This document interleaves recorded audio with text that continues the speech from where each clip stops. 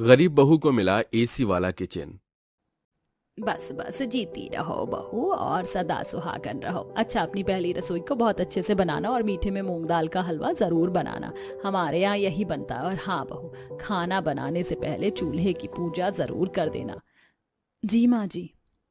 माँ जी, आप किसी भी चीज की फिक्र मत कीजिए, हम पीहू को बता देंगे और उसे रसोई भी दिखा देंगे, आप निश्चिंत रहिए। हाँ माँ जी, आप आराम कीजिए, गर्मी बहुत हो रही है, आप अपने एसी वाले कमरे में जाइए। ठीक है बहू। तब सुमित्रा अपने कमरे में चली जाती है। मंजली बहू केसर का दूध देती है। वहीं आकांक्षा पीहू को घर के बाहर आंगन में बने हुए चूल्हे के पास ले जाती है, जहां गर्मी से खड़े खड़े दोनों को ही पसीने आ जाते हैं। ओह माय गॉड, कितनी गर्मी हो रही है, मुझे यहाँ एक मिनट भी बर्दाश्त नहीं हो रहा है। लेकिन पीहू, जैसा कि माँ जी ने कहा है, तुम्हें चूल्हे की पूजा करनी है, उसके बाद पहली रसोई वाला खाना बनाना है, तो बनाना शुरू करो। जेठानी जी, आश्चर्य की बात है, इतना बड़ा घर होने के बावजूद भी मेरी पहली रसोई इस चूल्हे पर और इतनी गर्मी में बाहर होगी। हाँ, अब इस बात का क्या मैं एग्रीमेंट बना कर दूं तुम्हें। देखो, तुम्हें बहुत खाना बनाना, टाइम से बना दो, वो भी माँ जी के यहाँ पर आने से पहले पहले, समझी? क्योंकि मेंस लोगों को अपने ऑफिस भी जाना है। जी दीदी, मैं बनाती हूँ। आकांक्षा वहां से चली जाती है।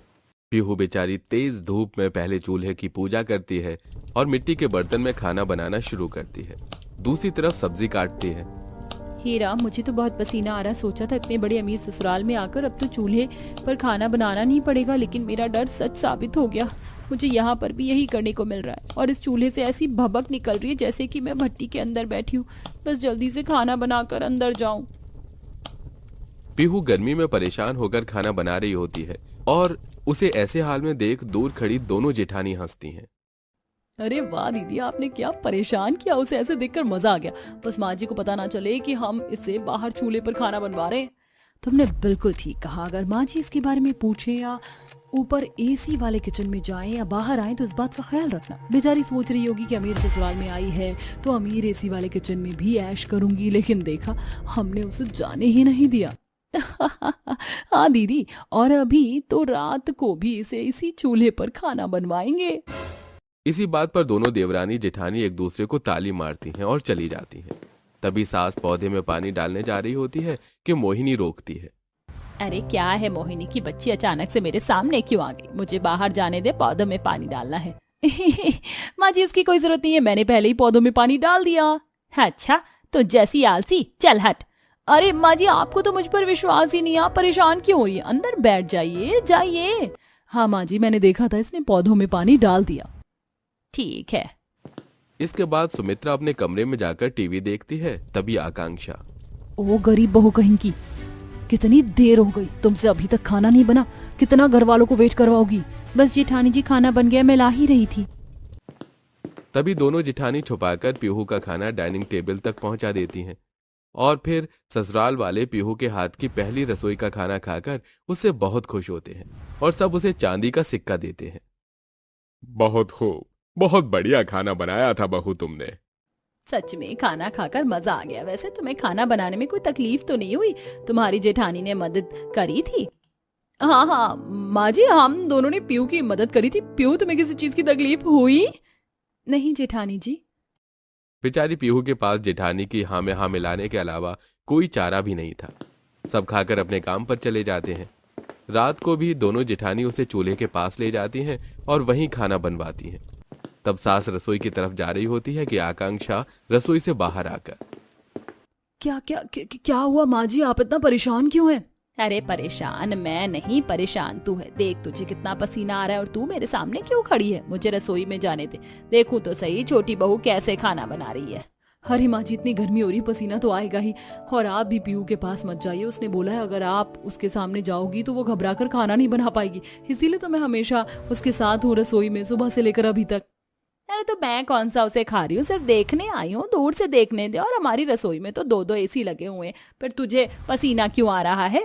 माँ जी, आप भी बच्चों की तरह बहुत जिद करती हैं, आपको विश्वास नहीं है मुझ पर? मैं उस बेचारी को सुबह से साथ दे रही हूँ। तभी मौके पर मोहिनी आती है। अरे माँ जी, मुझे स्वेटर बुनना नहीं आ रहा है, जरा आप मुझे बता देंगी? ए करम जली, ये कौन सा टाइम है स्वेटर बनाने का? भी सर्दी में बहुत टाइम है। प्लीज प्लीज माँ जी, बता दीजिए ना, आपकी बहू कुछ सीखना चाहती है, आप सिखाएंगे नहीं? अच्छा ठीक है, चल मेरे कमरे। शुक्र है बच गए हम दोनों, वरना पोल पट्टी सारी खुल जाती। फिर आकांक्षा पीहू के पास जाती है, जहां उसका एक हाथ चूल्हे पर जल जाता है और वो फिर भी खाना बनाती है। बस बस पीहू, थोड़ी देर और फिर इस जलन पर बर्फ लगा लेना। ओ मैडम जी का हाथ जल गया। शादी से पहले तो ऐसा कभी हुआ नहीं होगा ना, जो इतना ड्रामा कर रही हो। फटाफट खाना बना, 8 बजे का डिनर का टाइम हो चुका है।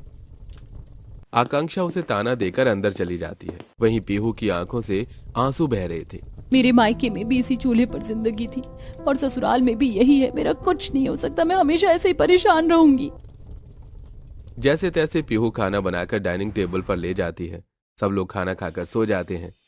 अगले दिन भी पीहू उदास मन से चूल्हा जलाकर चाय बना रही होती है, पर तब सुमित्रा उसे देख ही लेती है। पीहू बहू, तुम यहाँ चूल्हे पर घर के बाहर चाय क्यों बना रही हो? माँ जी, यहाँ नहीं तो कहाँ बनाऊं, यही तो रसोई है। क्या?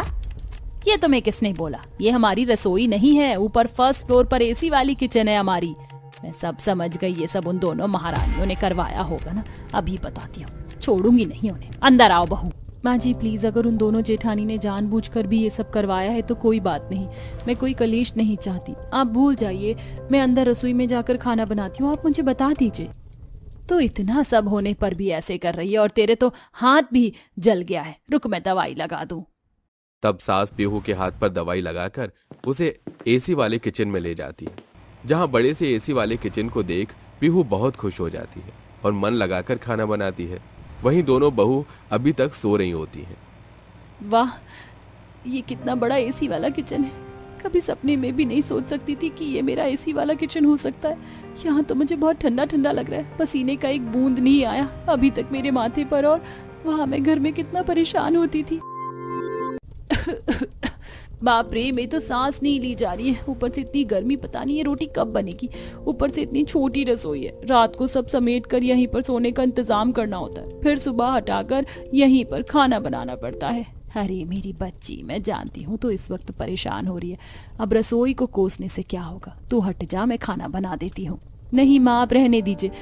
जब मैं पूरी पसीने में भीगी हुई हूँ तो आप खाना बनाकर क्या करेंगी? रहने दीजिए। जिद्दी लड़की, मानती नहीं है। तब पति आकर, और मैडम, यहाँ खाना बनाने में मजा तो आ रहा है ना? सुनो, शाम को तुम्हारे हाथ का कढ़ाई पनीर खाऊंगा, तो बना देना। जी मैं बना दूंगी। फिर सबको खाना खिलाने के बाद पीहू बाजार चली जाती है और सामान खरीदती है। हाँ, तो मैंने कढ़ाई पनीर बनाने के लिए शिमला मिर्च, प्याज, पनीर और बाकी मसाले खरीद लिए हैं। कल सांभर बनाऊंगी, ये ड्रम स्टिक्स भी ले लेती हूँ। पीहू सारा सामान खरीद कर घर आ जाती है और शाम को भी अपने एसी वाले रसोई में टेबल पर बैठकर आराम से सब्जी की कटिंग करती है। वाओ, यहाँ पर तो जमीन पर भी नहीं बैठना पड़ रहा, और ठंडक कितनी है। और वहाँ मेरी कितनी छोटी सी रसोई थी। यहाँ तो एक एक बर्तन भी अच्छे से रैक में लगे हुए हैं, पर मायके में टब के अंदर ही सब घुसा कर रखना पड़ता है।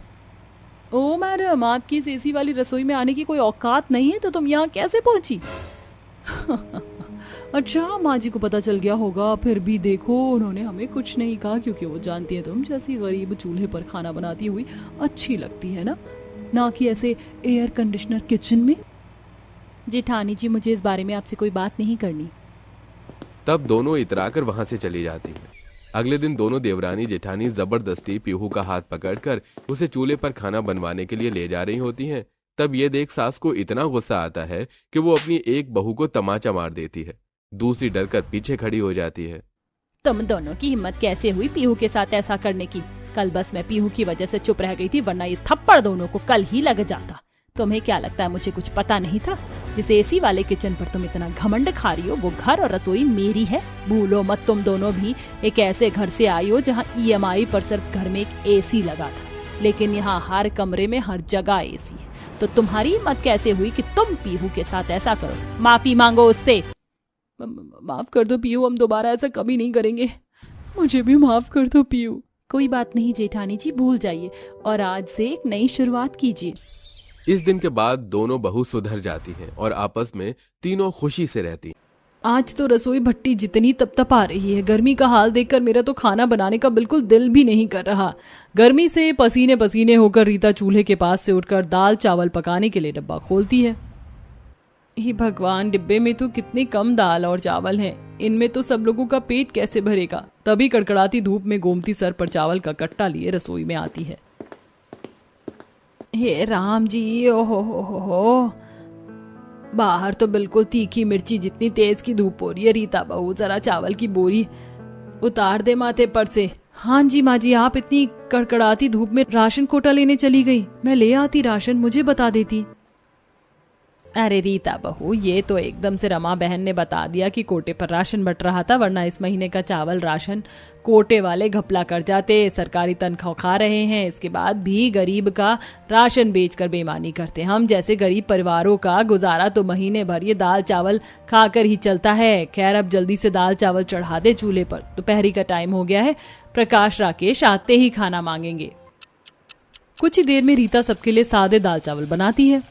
प्रकाश, राकेश, आगे बेटा, देखो गर्मी से कैसे पसीना पसीना हो रहे हो। आओ आओ, खटिया पर बैठ जाओ, थोड़ी हवा लगेगी पंखे की। पंखे की भी क्या हवा खाएंगे पिताजी, मरा मरा सा तो पंखा चल रहा है। भूख लगी है रीता भाभी, खाना ले आओ। जी देवर जी, थाली लगा रही हूँ। रीता दोनों को दाल चावल डालकर देती है। गर्मा गर्म दाल चावल ही खा लीजिए। दोनों भाई दोनों मुंह सड़ा लेते हैं। सवेरे भी तुमने दाल चावल खिलाया था, फिर दोपहर में दोबारा से दाल चावल बनाने की क्या जरूरत, रोटी सब्जी बना लेती। वैसे भी गर्मी में चावल खाकर आलस आता है, तो आप दिन में रोटी बनाया करो। पिछले 2-3 हफ्तों से दिन रात चावल ही बना रही हो भाभी। तुम दोनों भाई के बड़े नखरे हैं। रोटी खानी है तो घर में आटा भरवा दो। 1 महीने से ऊपर हो गया, राशन कोटे वाले ने गेहूं देना बंद कर दिया, खाली चावल मिल रहा है, वो भी। अम्मा, कोटे वाले गेहूं देना बंद कर दिया तो क्या हम रोटी खाना छोड़ देंगे?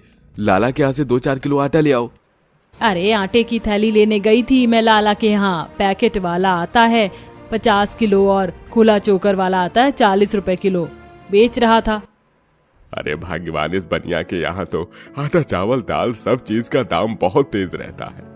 आटे का महंगा रेट सुनकर दोनों भाई का कलेजा मुंह को आ जाता है। दोनों चुपचाप से दाल चावल खाने लगते हैं। ऐसे ही गरीब परिवार वाले डेली डेली दाल चावल खाकर गुजारा कर रहे थे। फिर एक सुबह, रीता, नंदू, ये लो बच्चों तुम्हारे खाने का डिब्बा, पूरा खाना खत्म कर लेना, आज बचा कर मत लाना।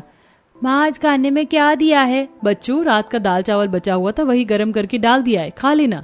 दाल चावल सुनकर दोनों बच्चे चिढ़ जाते हैं। मैं नहीं ले जाऊंगा स्कूल में ये सड़ा सा बासी दाल चावल, आप ही खा लो ये। आपको पता है हमारे स्कूल के बाकी बच्चे टिफिन में पनीर की भुर्जी, घी के पराठे, पुलाव और पके हुए आम भी खाने को लाते, हमको ललचा ललचा कर खाते हैं। कहते हुए मासूम नंदू की आंखें नम हो जाती हैं, जिसे देखकर रीता का दिल निकल आता है और दोनों दाल चावल का डिब्बा छोड़कर चले जाते हैं। हे भगवान, ये गरीबी पता नहीं हमारे घर से कब दूर होगी। दरअसल मुंशी चंद के घर की आर्थिक दशा इसीलिए भी गरीब थी क्योंकि कमाने वाले 2 भाई थे जो चाय पत्ती बनाने की फैक्ट्री में काम करते थे। दोनों की तनख्वाह उनकी मेहनत से काफी कम थी। फिर एक दिन फैक्ट्री में इतनी गर्मी में चाय पत्ती बनाते बनाते पूरा शरीर चिपचिप करने लगता है।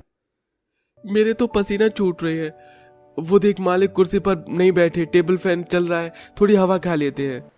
पसीने में तरबतर दोनों भाई जैसे पंखे की हवा खाने आते हैं, तभी उनका कंजर मालिक होटल से शाही खाना लेकर आ जाता है और उसे पिनक चढ़ जाती है। अच्छा जी, तो काम छोड़कर यहाँ फ्री फंड की हवा खाई जा रही है। काम की ना काज के, दुश्मन अनाज के। वो मालिक, पसीने से पूरा शरीर भीग गया था, इसलिए थोड़ा हवा खाने लगे। अरे ज्यादा सफाई मत दो, जाकर काम करो हरामखोर कहीं के। जी मालिक। पंखे की ठंडी ठंडी हवा में मालिक दाल मखनी, मटर पनीर, तंदूर की रोटियां, पुलाव, ठंडी रसमलाई रखकर खाना चालू करता है। आज तो बढ़िया दावत हो गई, मेरी तो जीभ लपलपा रही है। दाल मखनी से शुरू करता हूँ। आहा। मालिक को शाही खाना खाते देखकर दोनों भाई का मन ललचा जाता है। जिसके पास पैसा है उसके लिए महंगा खाना खरीद कर खाना कोई बड़ी चीज नहीं है। हमारे तो इतनी दिहाड़ी भी नहीं है कि हम दाल चावल के अलावा कुछ और खा सके। काम खत्म करके दोनों रात को मुंह लटकाकर घर आते हैं, जहां बिजली कटने के चलते पूरे परिवार आंगन में बैठा था। आज खाने में क्या बनाया है? अजी, मसूर की दाल और चावल बनाया है। फिर से दाल चावल दाल चावल, दिन रात दाल चावल खाकर मुझे तो बुखार लग गया है, मुझे नहीं खाना। मेरी भी भूख मर गई है, मेरा भी खाना मत निकालना भाभी। दोनों भाई गुस्से में रीता पर खुंदक निकालते हैं। इस पर सास भी झुंझला जाती है। तुम दोनों से दाल चावल नहीं घोटा जा रहा तो साग सब्जी खरीद कर ले आओ, फिर बहू तुम दोनों को स्पेशल खाना बनाकर खिलाएगी। गर्मी के चलते बाजार में सब्जियां सोने के भाव बिक रही हैं। कोई भी सब्जी 20 रुपए पाव से नीचे नहीं है। 80 और 100 रुपए किलो की सब्जी बिक रही है। तुम दोनों को दाल चावल नहीं खाना तो पहले बताते, राशन बर्बाद तो नहीं होता। माँ अब आप दाना पानी लेकर मत शुरू हो जाओ, खा लेंगे हम दाल चावल। पूरा परिवार मन मार कर दाल चावल खाता है। तभी पड़ोसन सुषमा कटोरी में सब्जी देने आती है। अरे गोमती बहन, अरे ओ रीता बहू, घर में हो क्या? जी सुषमा आंटी, सब लोग खाना खाने के लिए बैठे हैं, कहिए कुछ काम था? अरे ना, वो मैंने मलाई चाप बनाई थी, फिर कल रात को हम सब लोग खाना खाने होटल में चले गए तो फिर सारी की सारी सब्जी बच गई, किसी ने छुई तक नहीं। मैंने सोचा तुम्हारे परिवार में इस्तेमाल हो जाएगी। सुषमा सब्जी देकर चली जाती है। मलाई चाप देखकर गरीब ससुराल वालों का मन ललचा जाता है। खुशी न्यू कटोरी पर लपक कर छिनछिना करने लगते हैं। मैं कहता हूँ छोड़ तो खुशी दीदी, मैं खाऊंगा ये मलाई चाप। बुक्कड़ कहीं का सारा मलाई चाप अकेले अकेले खाएगा, चल मुझे भी दे। तुम दोनों भाई बहन ऐसे झगड़ क्यों रहे हो? लाओ मैं सबको दे दूंगी थोड़ा थोड़ा। रीता सबको मलाई चाप देती है, जिससे थोड़ी सी खाते सबकी शक्ल बन जाती है। अरे बहू, उस मलाई चाप के अंदर से तो खटास भरी महक आ रही, जैसे कि खराब हो गया हो। अरे नहीं माँ, सुषमा आंटी ने दही डालकर बनाई होगी ना, इसलिए खट्टा खट्टा लग रहा है। आप खा लो, मुझे तो चावल के साथ अच्छा लग रहा है। तभी रीता मलाई चाप के ऊपर फफूंदी देखकर भड़क जाती है। देवर जी, माँ जी सही कह रही हैं, मलाई चाप खाने लायक नहीं है। लगता है सुषमा आंटी जी ने हमारे परिवार को 2-3 दिन पुरानी मलाई चाप खाने को पकड़ लिया है। तभी तो मैं सोचूं बहू, ये कंजर सुषमा तो अपने घर की एक सुई भी ना दे, फिर उसने इतनी महंगी मलाई की सब्जी हमारे परिवार को खाने के लिए क्यों दी?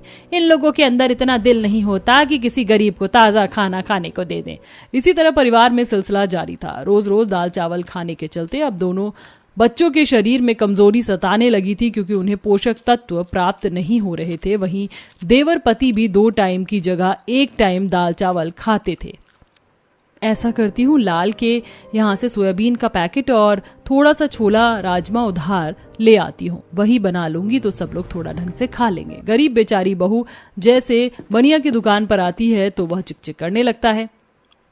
अरे जरूरी मुंह उठाकर उधार मांगने आई होगी, ध्यान नहीं दूंगा तो खुद चली जाएगी। हाँ कहो कौशल्या बहन, और क्या दूं? 1 किलो रिफाइंड, 2 किलो राजमा, चीनी, घी। या बस लाला जी, हो गया। बस अपने लड़के के हाथ से बासमती टुकड़ा चावल की बोरी भिजवा देना घर पर। जी जी भिजवाता हूँ। लाला जी, मुझे 1 किलो राजमा, छोला और सोयाबीन कर दो, पैसे बाद में दे दूंगी। माफ करना गोमती की बहू, मैंने उधार देने का धंधा पानी बंद कर दिया है। लगता है तुमने बोर्ड नहीं पढ़ा, आज नकद कल उधार। वैसे भी तुम जैसे गरीब परिवार वालों को रूखे सूखे दाल चावल के अलावा कुछ हजम भी नहीं हो सकता। लाला के इस कदर खिल्ली उड़ाने पर दुकान पर खड़े बाकी सारे ग्राहक हंसने लगते हैं, जिससे रीता रोते हुए सर झुकाकर चली जाती है। अपनी रसोई की कमी घाटी को देखकर वो दुखी दुखी रहने लगती है। एक दोपहर दोनों बच्चे स्कूल से आते ही उल्टी करते हैं। अरे मेरे बच्चों, क्या हो गया? तुम दोनों को जब से स्कूल से आए हो उल्टी पर उल्टियां किए जा रहे हो, क्या करूं? अरे बहू, हो सकता है धूप में आए हैं तो लू लग गई होगी या कुछ उल्टा सीधा खाया होगा खरीद के। दादी, हमने कुछ भी उल्टा सीधा नहीं खाया था, बस दाल चावल खाया था। पिछले 2-4 दिनों से डेली स्कूल में उल्टी होती है और आज हेल्थ केयर में हमारा चेकअप हुआ था। डॉक्टर मैडम ने कहा कि हमारे शरीर में पोषक तत्वों की कमी है। उन्होंने हरी हरी सब्जी खाने के लिए भी बोला था और रोटी खाने के लिए, फल खाने के लिए भी बोला है। बस माँ जी, मैं अपने बच्चों की सेहत के साथ और खिलवाड़ नहीं कर सकती। परिवार को सही ढंग से चलाने के लिए 2 जने कमाएंगे और 10 जने खाएंगे तो गुजारा नहीं होगा। परिवार के सही से चलने के लिए व्यक्ति का कमाना जरूरी है। कमाने का निर्णय लेकर अब रीता तपतपाती धूप में काम की तलाश में निकल जाती है और उसे एक बुटीक की दुकान पर सिलाई का काम मिल जाता है, जिससे अब वह साग सब्जी, आटा वगैरह का खर्चा निकालने लगती है। कुछ हफ्ते बाद, क्या बात है भाभी, आज तो खाने में सब्जी, रोटी, दाल चावल और मीठा भी है। किस खुशी में इतना सब कुछ बनाया है आपने? बहू ने अपना काम से एडवांस उठाया है, उसी में से ये खाना सबके लिए बनाया है। आज हम लोगों को रूखी सूखी दाल चावल नहीं खाने पड़ेंगे। ये कहते हुए सास की आंखें डबडबा जाती हैं और फिर पूरा गरीब ससुराल बड़े चाव से शाही खान पान का स्वागत लेता है। और अब गरीब परिवार में रोजाना का फीके दाल चावल बनने का सिलसिला खत्म हो जाता है।